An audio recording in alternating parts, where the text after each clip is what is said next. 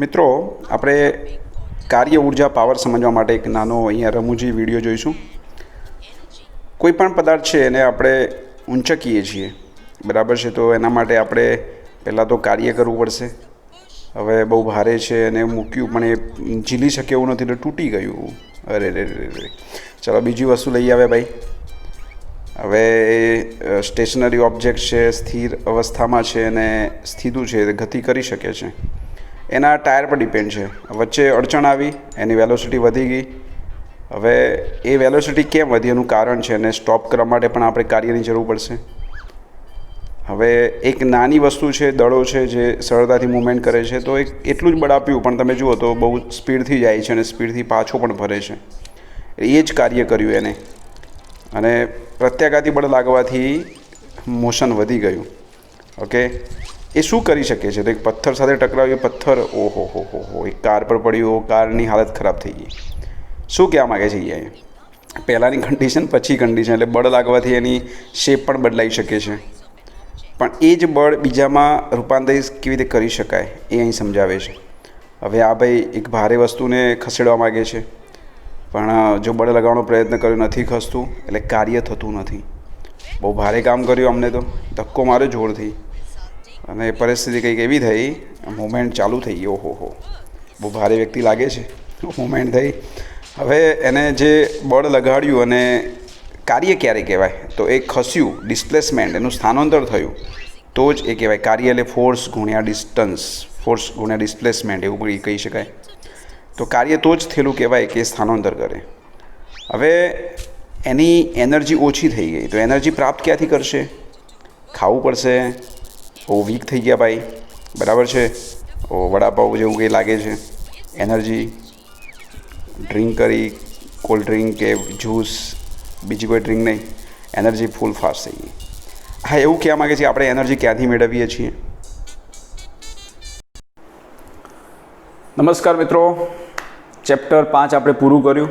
Chapter 6ની આપણે આજે શરૂઆત કરીએ છીએ, જેનું નામ છે કાર્ય ઉર્જા end power, work energy end power, બરાબર છે?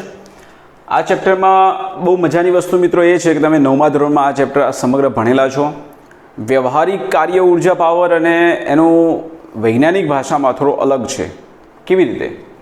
તમે વ્યવહારમાં એમ બોલો કે કોઈ વ્યક્તિએ ઘણું બધું કામ કર્યું, અલગ અલગ ટાઈપનું કામ હોય, કોઈએ માનસિક રીતે કામ કર્યું હોય, કોઈ શારીરિક રીતે કામ કર્યું હોય, બરાબર છે? કોઈ પણ ફિલ્ડનો વ્યક્તિ હોય, ડૉક્ટર હોય, એન્જિનિયર હોય, એક મજૂર છે કે ખેડૂત છે કે કંઈ પણ, બધા જ આપણે એમ બોલીએ કે કામ કરે છે। તો એ કામ અને કાર્ય એ બેમાં ફરક છે। કાર્ય અને આપણે જે વ્યવહારમાં જે કામ કર્યું એમ બોલીએ છીએ, એમાં જે ઉર્જા આપણે વાપરીએ છીએ, દરેક એ બે ડેફિનેશન સમાન નહીં આવે। કાર્યની પરિભાષા જે છે, વૈજ્ઞાનિક ભાષા, એ થોડી અલગ છે, અને કામ કરવું એ અલગ વસ્તુ છે, બરાબર છે? ફર્સ્ટ ઓફ ઓલ બોલું કે ઉર્જા ક્યાંથી પ્રાપ્ત થાય? તો ઉર્જા પ્રાપ્ત કરવાના આપણા સ્ત્રોત વાત કરીએ, એક મનુષ્યની વાત કરીએ। આપણે એક વિડીયોમાં જોયું કે આપણને ઉર્જા ક્યાંથી મળે? તો આપણે જે બાહ્ય ફૂડ આપણે જે ખાઈએ છીએ, એ ફૂડમાંથી આપણને એનર્જી મળે છે। જો આપણે ખાવાનું બંધ કરી દઈએ તો એનર્જી નહીં મળે આપણને, અને એનર્જી આપણે જે પ્રાપ્ત થઈ, આપણે ખોરાક દ્વારા આપણે પ્રાપ્ત થાય છે, બરાબર છે? એ એનર્જી દ્વારા કાર્ય થયેલું ક્યારે કહેવાય? તો કાર્ય કરવા માટે આપણે જોયું કે આપણે બળ લગાડીએ છીએ, આપણી જોડે ઉર્જા છે, એ ઉર્જા દ્વારા આપણે બળ લગાડવાનો પ્રયત્ન કર્યો, પણ જો પદાર્થ ખસતો નથી તો કાર્ય થયેલું કહેવાય નહીં, બરાબર છે?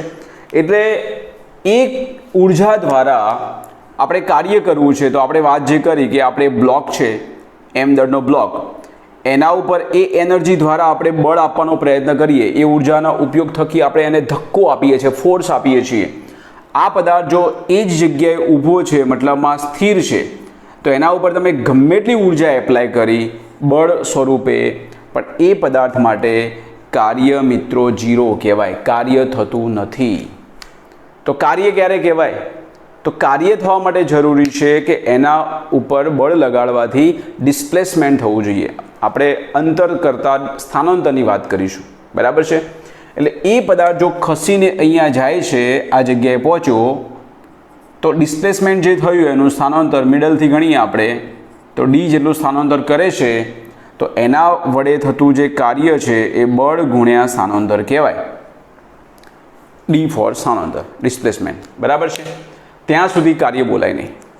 તો ઉર્જા એ આપણી અંદર સંગ્રહિત છે, એનો આપણે બળ થકી એનું કાર્યમાં રૂપાંતર કરવાનો પ્રયત્ન કરીએ છીએ. પણ આપણી જોડે ઉર્જા છે એટલે કાર્ય થઈ જ જાય એવું માનવું જરૂરી નથી. બરાબર. વૈજ્ઞાનિક ભાષામાં કાર્ય એટલે બળ ગુણ્યા સ્થાનાંતર. બળ અને સ્થાનાંતર બંને હોય તો જ અહીંયા આપણે કાર્યની વાત આવશે. બીજું પાવર મિત્રો. પાવરમાં પણ આપણે અલગ અલગ ટાઈપની વાતો કરતા હોઈએ. પાવર એટલે શું? તો આપણે એમ બોલીએ કે કોઈ ભારે વ્યક્તિ છે અને કોઈ હલકો છે એટલે પાવર વધુ કહેવાય, એમ નહીં. પાવર મીન્સ કાર્ય કરવાની ક્ષમતા, કેપેસિટી. એ ભાષામાં પણ યુઝ કરી શકીએ આપણે. કોઈ વ્યક્તિ એક કામ 1 કલાકમાં પૂરું કરે છે અને એ જ કામ બીજી વ્યક્તિ એ કામ અડધો કલાકમાં પૂરું કરે છે, તો જે બીજી વ્યક્તિ છે એની કાર્ય કરવાની ક્ષમતા વધુ કહેવાય, મીન્સ એનો પાવર વધુ કહેવાય. પાવર એટલે ઉર્જા ભાગ્યા સમય અથવા કાર્ય ભાગ્યા સમય. બરાબર છે. એકમ સમયમાં જે એની ઉર્જા અથવા કાર્ય જે પ્રાપ્ત કરે, બરાબર છે, એ એનો પાવર કહેવાય. તો કોનો પાવર વધુ, કોણ શક્તિશાળી છે? તો જેની કાર્ય કરવાની ક્ષમતા વધુ છે. ક્લિયર મિત્રો? તો આ એક બેઝિક વર્ડ છે, એનો આપણે વ્યવહારમાં વાત કરવાની છે. અને 9મા ધોરણમાં તમે ભણી ગયેલા છો કે આપણે પાવર માટે યુનિટની પણ વાતો કરતા, યુનિટ કેવી રીતે ગણી શકાય, અહીંયા પણ એ મુદ્દો આવશે. બરાબર છે. ઉર્જામાં આપણે સ્થિતિ ઉર્જા અને ગતિ ઉર્જાની જ ખાસ વાત કરીશું આમાં. અને બીજું એ બેનું કોમ્બિનેશન એટલે કુલ ઉર્જા, યાંત્રિક ઉર્જાની વાત આવશે. બરાબર છે. તો આપણે એક એક મુદ્દો લઈએ, પણ એના પહેલાં તમને આપેલું છે 2 સદિશોના અદિશ ગુણાકાર, ડોટ ગુણાકાર. એની આપણે ચર્ચા પહેલાં કરી લઈએ. બરાબર છે. ઓકે, ચલો. આ મુદ્દો જે છે 2 માર્ક્સમાં ઇમ્પોર્ટન્ટ છે. 2 સદિશોના અદિશ ગુણાકાર સમજાવો. ઓકે. સદિશોનો અથવા 2 સદિશોનો અદિશ ગુણાકાર. અદિશ મીન્સ ડોટ પણ બોલી શકાય, ડોટ ગુણાકાર. ઓકે. કોઈ પણ 2 સદિશ તમને આપેલા છે, બરાબર છે. સદિશ એ અને બીની વાત કરીએ. સદિશ એ અને સદિશ બી માટે અદિશ ગુણાકાર મીન્સ ડોટ ગુણાકાર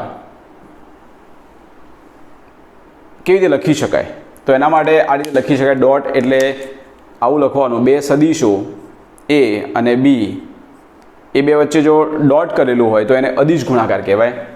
એને આપણે મિત્રો ડોટ એટલે એનો સમશી ઘટક એટલે આવું કહેવાય, AB cos થીટા.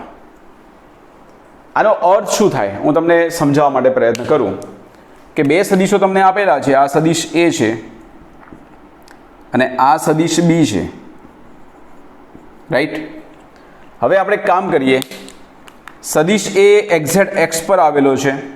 બીનો પ્રક્ષેપ દોરું એટલે બીનો અહીંયા ઘટક દોરું તો આ જે મિત્રો કહેવાય એને B cos થીટા કહેવાય. આ એનું પૂરેપૂરું મૂલ્ય એટલે એ કહેવાય. તો શું થયું? આ અદિશ ગુણાકાર એટલે તો એનું મૂલ્ય અને B cos થીટાનો ગુણાકાર. એવું થાય કે ના થાય? એનું મૂલ્ય અને B cos થીટાનો ગુણાકાર. અથવા તો એને આમ પણ કહી શકો કે તમને આવું આપેલું છે કે સદિશ એ અહીંયા છે અને સદિશ બી અહીંયા છે ને અહીંયા હું લંબ દોરું તો એનો પ્રક્ષેપ દોરું આ રીતે, તો આ જે મળે તમને એનો સમશી ઘટક કહેવાય A cos થીટા અને આ જે મૂલ્ય મળે બી. તો તમે એમ બોલો કે બી અને A cos થીટાનો ગુણાકાર એટલે એનો ડોટ ગુણાકાર બોલી શકાય. ક્લિયર મિત્રો? આ ડોટ ગુણાકારની વાત આવે એટલે એની દિશાનો ઘટક. ડોટ એટલે એની દિશાનો ઘટક. અને આ શું બોલાય? આ બોલાય A sin થીટા અને આ બોલાય B sin થીટા. જો લંબ વાત આવશે, ક્રોસ ગુણાકારની વાત આવશે ત્યારે આપણે સાઇન ઘટકની વાત આવશે. ક્લિયર? તો આ જે વસ્તુ છે એને સમજવા માટે આ વસ્તુ આપણે સમજવી પડે તો આઈડિયા આવશે. એને તમે આમ પણ લખી શકો એટલે મતલબમાં ત્યાં તમે ક્રમ ચેન્જ કરો છો તો કોઈ ફરક પડતો નથી. ઇઝ ઇક્વલ ટુ તમે આવું પણ કહી શકો BA cos થીટા, આવું લખશો તો પણ ચાલશે. એટલે કે એનો મતલબ એમ થયો કે A ડોટ બી બરાબર B ડોટ A લખી શકાય. મીન્સ ધેરફોર ક્રમનો નિયમ જળવાય છે, ક્રમનો નિયમ પડાય છે અથવા ક્રમનો નિયમ જળવાય છે. ક્રમ બદલાય તો કોઈ ફરક પડતો નથી. રાઈટ. ચલો બીજી વાત કરીએ આપણે. બે સદીશોની જગ્યાએ 3 સદીશ લઈએ આપણે, એટલે સદીશોનો આપણે અદિશ ગુણાકાર એમ બોલીએ. તમને આવું આપ્યું છે કે a ડોટ b પ્લસ સીનો એ સાથે ડોટ ગુણાકાર. તો એમાં તમે મિત્રો એને આવું કહી શકો a dot b plus a dot c કરી શકો. કયો નિયમ જળવાય? તો જૂથનો નિયમ જળવાય. અહીંયા તમે આ વસ્તુ આપેલી છે તો એને છૂટું પાડો છો, અથવા એમ બોલો કે a ડોટ b બરાબર છે, a ડોટ b વત્તા, તમને જો બુકમાં કેવી રીતે આપેલું છે, તો બીજા નંબરનો મુદ્દો છે એમાં લખ્યું છે કે a dot b plus c, આ રીતે જ આપેલું છે. તો એમાં તમે જોશો તો વિભાજનનો નિયમ આપેલો છે, આ ક્રમનો નિયમ અને આ વિભાજન જૂથનો નિયમ પણ જળવાશે કે a ડોટ b વત્તા c અથવા a વત્તા c નો સરવાળો કરો અને b સાથે એનો ડોટ ગુણાકાર કરો તો બી જળવાશે. એટલે આ વિભાજનનો નિયમ કહેવાય. એટલે કે વિભાજનનો નિયમ પડાય છે. અને આવું પણ કરી શકાય કે a dot b plus c, તો એની સાથે તમે a વત્તા b અને એની સાથે તમે ડોટ કરો તો પણ ચાલશે, કારણ કે એમાં શું થશે, a ડોટ c અને b ડોટ c વસ્તુ એ જ આવવાની. એટલે ક્રમનો નિયમ બોલો, જૂથનો નિયમ બોલો કે વિભાજનનો નિયમ બોલો, તો એ બધા જ નિયમ અહીંયા જળવાય છે મિત્રો. બરાબર છે? ચલો બીજી એક વાત કરીએ એમાં, તો ખૂણો તો શોધતા તમને આવડી જશે. બરાબર છે? એકમ સદીશોની વાત કરીએ મિત્રો. એક્સ અક્ષ પર એકમ સદીશ કોણ આવે? તો એક્સ અક્ષ પર એકમ સદીશ i આવે. તો i નો i સાથે ગુણાકાર તો થશે, કેમ કે જૂથ શું કહેવા માગે છે, અદિશ એટલે એની દિશાનો ઘટક. તો i અને i એક જ દિશાના ઘટક છે તો આપણે વેલ્યુ મળશે. એવી રીતે જે ડોટ જેની વાત કરું તો પણ મળશે અને કે ડોટ કે વાત કરું તો પણ મળશે. આ એક જ દિશાના ઘટક કહેવાય, તો એની વેલ્યુ આપણે 1 લેવાની. i ડોટ i, તો i નો i સાથે ગુણાકાર, મતલબ આ બંને એક જ દિશામાં છે, જેનો જે સાથે થશે. હા, પણ i નો જે સાથે બોલું તો નહીં થાય. કેમ? i એટલે કઈ અક્ષ પર? x અક્ષ પર. અને j એટલે કઈ અક્ષ પર? y અક્ષ પર. તો આ તો બંને લંબ થયા. તો અદિશ તો શું કહેવા માંગે છે, દિશાનો ઘટક, તો લંબ ગુણાકાર ન મળે આપણને. તો ધ્યાન આપજો. તથા i ડોટ જે બોલું અથવા તો j ડોટ કે બોલું કે k ડોટ i બોલું, કેટલું થશે? 0. કારણ કે આ લંબ છે બધા. લંબનો અદિશ ગુણાકાર ન મળે. અદિશ એટલે દિશાનો ઘટક, એટલે x નો x સાથે થાય, y નો y સાથે થાય અને j નો j સાથે થાય. તો એના પરથી હું આગળ વાત કરું કે બે સદીશો તમને આપેલા છે કે સદીશ એ બરાબર લખ્યું છે આ રીતે, axi ayj વત્તા azk. b બરાબર આવું લખ્યું છે કે b બરાબર bxi byj વત્તા bzk. તો ધેરફોર સદીશ a ડોટ b શું થશે? a ડોટ b શું થાય? તો a ડોટ b માં આપણે લખીએ કે axi વત્તા ayj વત્તા azk ડોટ b ની વાત કરું તો bxi byj વત્તા bzk. અહીંયા ગુણાકાર કરવાનો પ્રયત્ન કરો તો i નો i સાથે થાય, j નો j સાથે થાય અને k નો k સાથે થાય. તો i નો i સાથે આવશે તો ax bx i dot i1 બરાબર છે, i dot j 0, i dot k 0, એટલે આવે જ નહીં બીજું કશું. એટલે x નો x સાથે, y નો y સાથે અને z નો z સાથે. તો બીજું સ્ટેપ શું આવશે? ay by. સમજ પડી કે j ડોટ j કેટલું થાય? 1. j નો i સાથે કે j નો k સાથે ગુણાકાર નહીં આવે, 0 થઈ જાય. તો બાકી કયું રહ્યું હવે? az bz k dot k1 અને k dot i k dot j 0. તો આ જે મળશે આપણને એ સદીશ a ડોટ b મળશે. આ રીતે આપણે ગણી શકીએ. સમજ પડી ગઈ? એવી રીતે તમને એમ કહે કે a ડોટ a કરો. બે સદીશો તમને આપેલા છે, એ બે અલગ અલગ દિશાઓમાં પણ હોઈ શકે, તો પણ તમે અહીંયા સમજૂતી આપી શકો છો. બરાબર છે? એક બીજી વાત કરી લઈએ એમાં. આ સમીકરણ જે આપેલું છે એના પરથી વાત કરું, સમીકરણ 1 પરથી.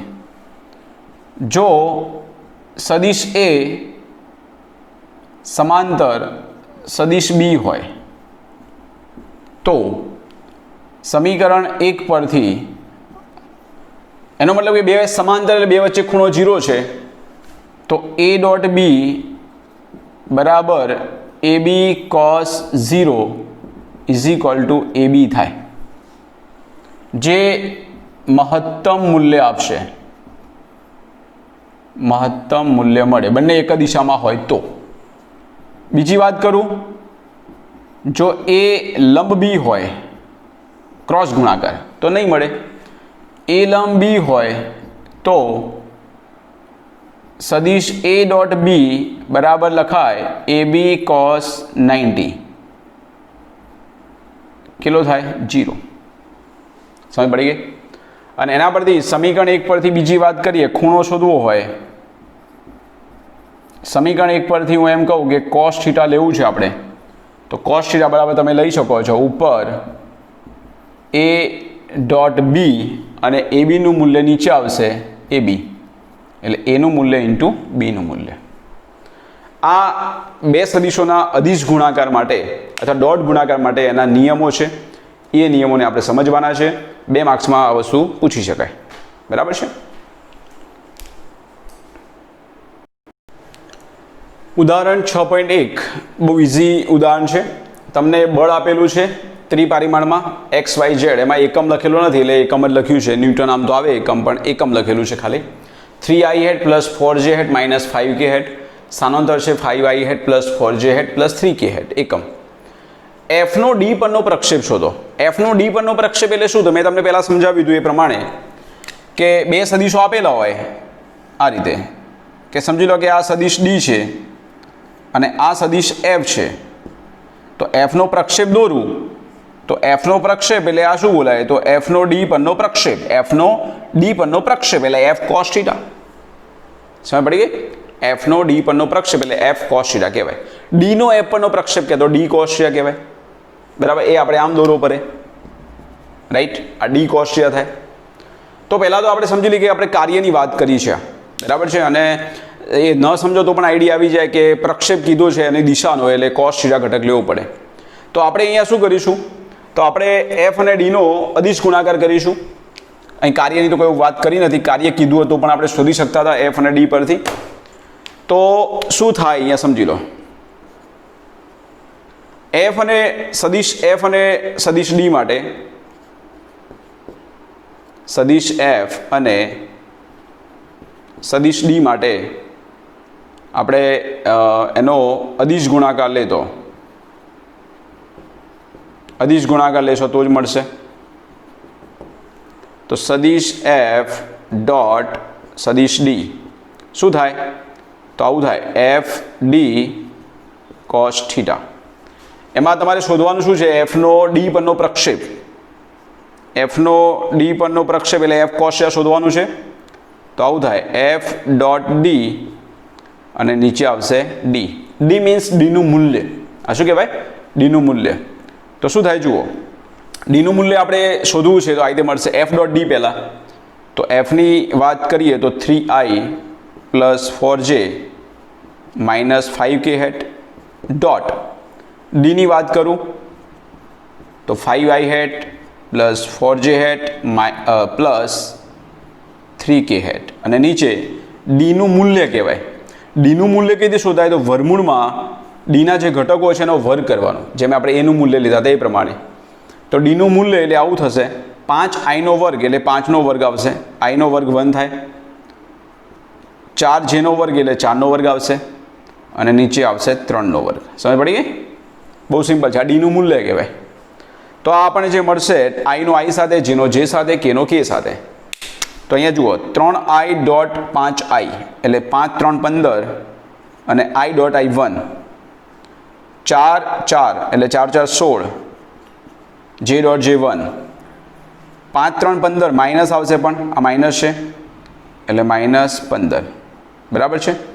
नीचे डी નું મૂલ્ય કેટલું થશે 25 + 16 + 9 એટલે કેટલું થયું તો 16 અને 9 એટલે 25 है ने અને 25 એટલે √50 राइट। એટલે આપણો જે આન્સર આવશે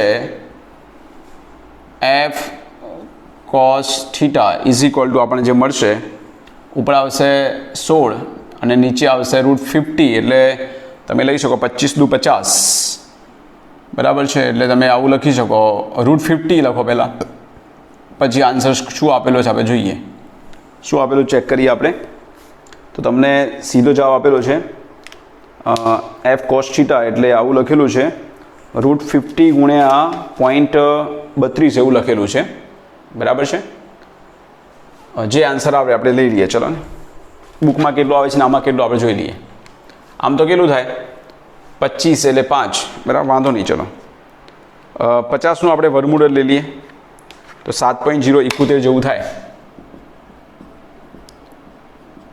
7.071 તો 16 ભાગ્યા 7.071 આપણે કરીએ તો આન્સર મળશે 2.26 જેવું થાય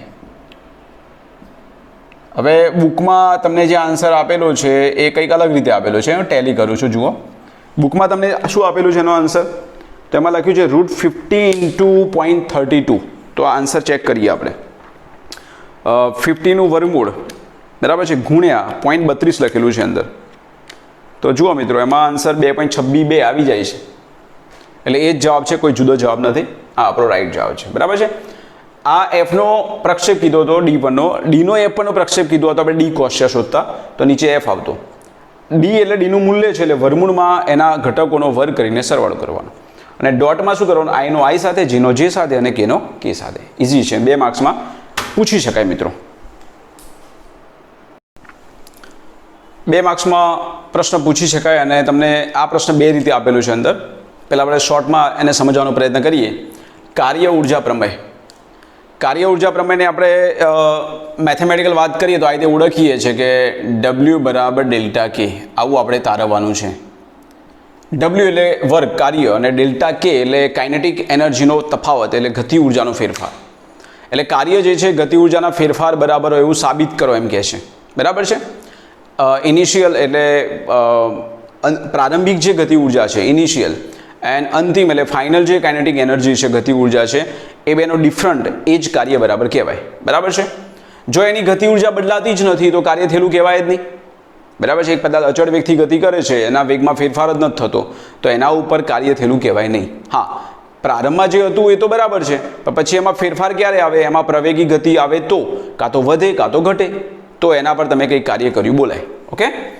ચલો આને સમજવા માટે આપણે શું કરીએ જુઓ તો અચળ પ્રવેગી ગતિના સમીકરણથી આપણે કામ કરીએ અચળ પ્રવેગી ગતિના સમીકરણ આપણે આ લઈએ ત્રીજું સમીકરણ v² - u² બરાબર 2ad પરથી ડી એટલે સ્થાનાંતર બરાબર છે આના પરથી આપણે વાત કરવી છે આપણે આવું સમીકરણ તારવવું છે તો ઉપરોક્ત જે સમીકરણ છે સમીકરણ 1 સમીકરણ 1માં આપણે ગતિ ઉર્જા લાવી છે ગતિ ઉર્જા કેવી રીતે આવશે કાઇનેટિક એનર્જી કોને કહેવાય તો ગતિ ઉર્જા એટલે 1/2 mv² આવું થાય આ વી અંતિમ વેગ છે તો આ જે છે એ ફાઇનલ કાઇનેટિક એનર્જી કહેવાય અંતિમ અને પ્રારંભિક વેગ u છે તો 1/2 mu² કરવું તો એ જે આવે કે ઇનિશિયલ ઇનિશિયલ એટલે પ્રારંભિક ગતિ ઉર્જા અથવા k1 k2 લખશો તો પણ ચાલશે કોઈ ચિંતા કરવાની જરૂર નથી તો આવું લાવવું છે તો શું કરવું પડે તો અહીંયા આપણે m/2 લાવવા પડે તો એક કામ કરીએ સમીકરણ 1ને આપણે m/2 વડે ગુણતા બધા સ્ટેપને આપણે m/2 વડે ગુણી નાખીએ તો આપણે જે વસ્તુ જોઈએ છે તમને મળી જશે બરાબર છે શું કરવાનું છે પહેલાં સમજ પડી જવી જોઈએ આપણને તો m/2 વડે ગુણો એટલે આવું થાય તો 1/2 mv² માઇનસ 1/2 mu² બરાબર અહીંયા m/2 × 2ad આવું થશે આ જે મિત્રો છે એને આપણે લખીશું અહીંયા જુઓ 1/2 mv²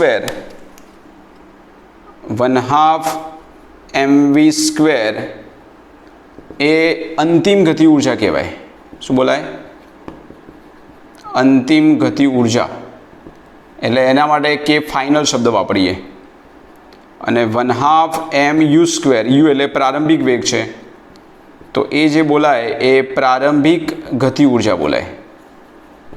એને બોલીશું કે ઇનિશિયલ, પ્રારંભિક. ઓકે, તો આ સમીકરણ આ રીતે લખાશે કે kF અથવા k2 માઇનસ ki. બરાબર, એવું જરૂર નહીં કે આવું લખવું. બરાબર છે, k2 k1 લખો તો કંઈ ખોટું પડવાનું નથી. બરાબર છે, એવું બુકમાં આપ્યું એવું કંઈ જરૂરી નથી. તમે આવું લખો, ચલો વાંધો નહીં. kF ki નથી લખવા આપણે. આને આપણે લખીએ કે અંતિમ છે એટલે k2 અને પ્રારંભિક છે એટલે k1. ચલો, ઓકે. તો આને આપણે શું લખીશું? આ k2 થશે અને આ k1 થશે, એટલે આવું થશે k2 માઇનસ k1 બરાબર અહીંયા a નીકળી જશે, સોરી 2 નીકળશે, એટલે આવું થશે ma ઇન્ટુ d. હવે ma તમે જાણો છો, ma શું કહેવાય? તો આપણે જાણીએ છીએ કે f બરાબર ma, f બરાબર ma. તો આ સમીકરણ શું લખાશે? તો આ સમીકરણ લખાશે f ઇન્ટુ d. બરાબર છે, અને f ઇન્ટુ d શું થાય?